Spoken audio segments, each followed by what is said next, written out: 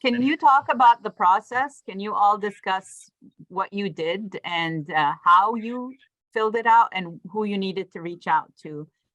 So at Pete and Jerry's, we had a project manager to manage the process because we needed inputs from other departments. So that was me. I was kind of the liaison between different departments. But it was not very time consuming. I think it's just a matter of kind of selecting a PM that knows who in each department is the correct resource. So I ended up just working with 2 contacts internally. HR obviously was one of them. And then we don't have a formalized like green team or sustainability team in-house. So just our contact who manages that, on top of her daytime job.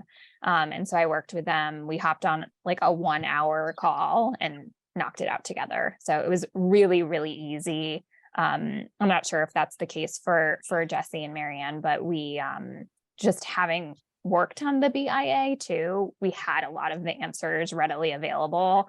So I think we might have cheated a little bit with the time needed. I would say that when I first filled it out, I was new to Normando, so I really needed to lean on our management team. But NHBSR made it really easy by providing a PDF of all the questions ahead of time. So I was able to distribute different questions to different people and pull all the answers together. But I can tell you that this time around, I answered almost all of the questions on my own. It was just a matter of getting HR involved for some of those metrics that were required, and then a couple questions off to my boss. But then when I filled out the survey, it was like 15 minutes. It did not take long. So for us, one of the things we had to start off by saying was that we were just going to do our New Hampshire facility. And I realized other organizations could say they're going to do all of their facilities, which might be out of state as well. But we realized that the job was going to be almost too big and too insurmountable if we wanted to do all of our 100 nationwide facilities. So we just focused on our New Hampshire facility. After determining that, it actually became really fun. It was almost like a scavenger hunt, right? We got to go around the building. We looked for, all of our LED lights versus incandescent lights, and all the, water regulators versus the faucets that didn't have them. And it helped us create a checklist for the things that we could improve. It was really helpful. I worked with somebody from HR as well, so that's definitely a huge tip. Understanding our employee policies was important, and then working with our facility manager to make sure that we had the electric bills and things like that. And it really prompted great conversations. So it was a perfect conversation starter within the organization to start thinking about not just being more sustainable, but also saving money.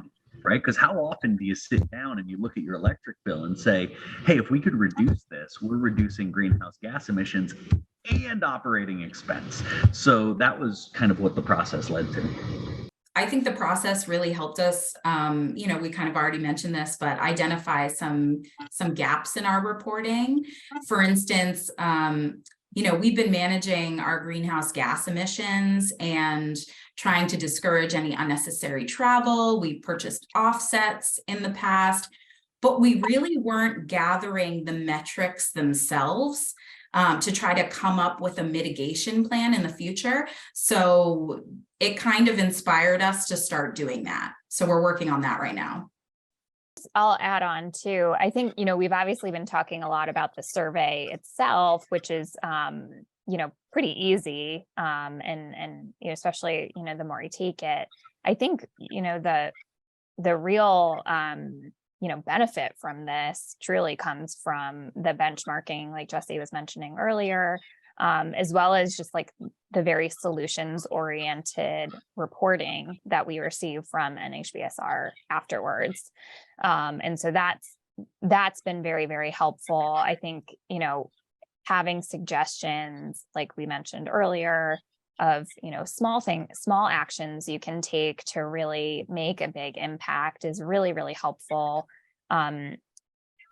We we obviously have the most intimate knowledge of our business and what's feasible and what's not, what poses a, you know, a greater challenge to execute in our organization. But I think having that large, you know, broader scope of ideas and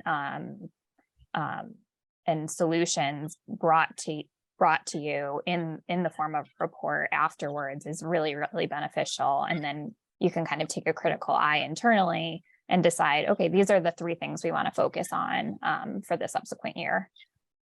Yeah, I'll agree. I mean, the reason that we participated in it was for the report, right? Because you want to see kind of where you stack up.